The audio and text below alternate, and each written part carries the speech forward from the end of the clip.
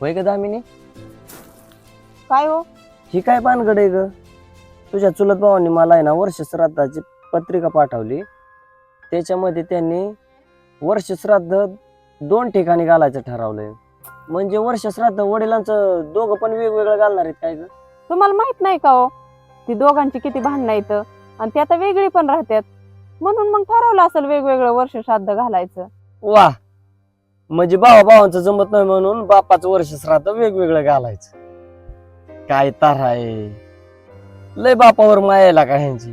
हा, मला माहिती ज्यावेळेस त्यांचं वडील वारलं होतं 10व्याला बॅनरवरती फोटो छापायचा होता, तर त्यांच्या मोबाईल मध्ये फोटो सुद्धा नव्हता हो बापाचा.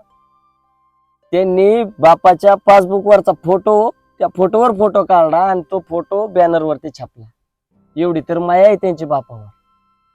जोपर्यंत जिवंत होता तोपर्यंत नाही कधी त्यांच्या तोंडामध्ये सोन्याचा घास घातला त्यांनी.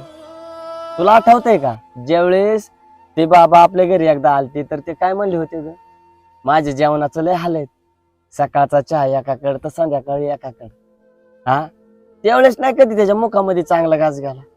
आणि आता जगाला दाखवायसाठी 2-2 वर्ष श्राद्ध घालतात. अगं कशासाठी?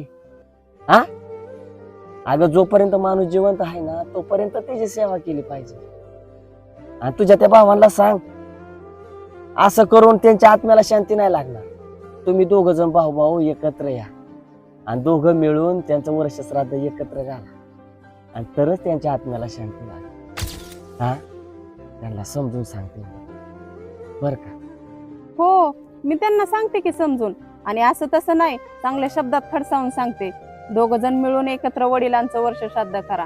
आणि वर्ष श्राद्ध तर कराच, पण इथून पुढे पण दोघ जण गुण्या गोविंदाने राहा, एका विचाराने राहा, असं समजावून सांगते मी त्यांना.